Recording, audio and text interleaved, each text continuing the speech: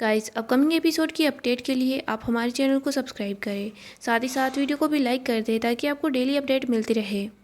दोस्तों आने वाले एपिसोड में काफ़ी बड़ा ट्विस्ट आएगा। आने वाले एपिसोड में हम देखेंगे किंजल जेल से बाहर आ जाती है। इधर राघव भी जब जेल से बाहर आता है तो वो सोच लेता है कि वो अपने केस को रीओपन नहीं करवाएगा। वो गौतम से बात करता है और गौतम को किंजल को रिहा करवाने के लिए बोलता है। राघव की वजह से किंजल रिहा हो जाती है।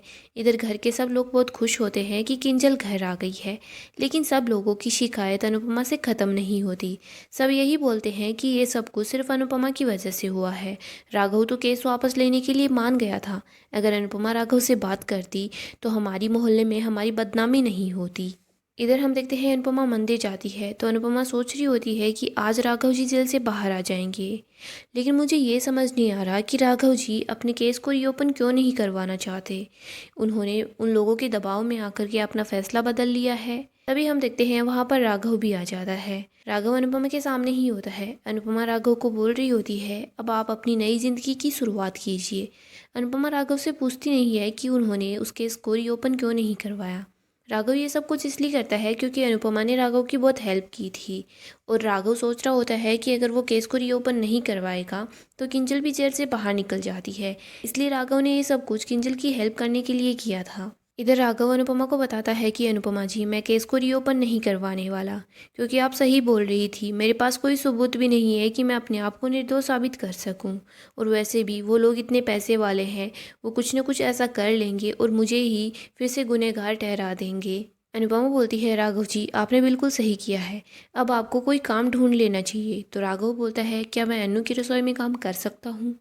अनुपमा राघव को बोलती है, ठीक है आप अन्नू की रसोई में काम कर सकते हो। इसके बाद अनुपमा राघव को लेकर अन्नू की रसोई आ जाती है। इधर हम देखते हैं प्रेम अन्नू की रसोई जा रहा होता है तो वो राही को बताता है कि मैं अन्नू की रसोई जा रहा हूँ, तुम भी साथ चल रही हो क्या।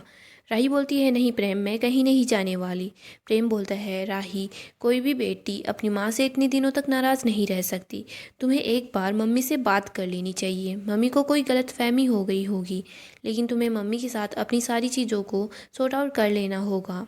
राही बोलती है, ठीक है प्रेम, तुम्हारे बोलने पर मैं मम्मी से बात करने वाली हूँ। फिर हम देखते हैं राही और प्रेम दोनों अन्नू की रसोई आ जाते हैं। इधर राही अंश के पास जाती है और अंश से बात करती है। राही पहले किंजल के बारे में पूछ रही होती है। राही अंश को बोल रही होती है, अंश मैं मम्मी से गुस्सा नहीं करूँगी और मम्मी से नाराज़ भी नहीं होंगी, लेकिन मैं मम्मी से सवाल ज़रूर करूँगी।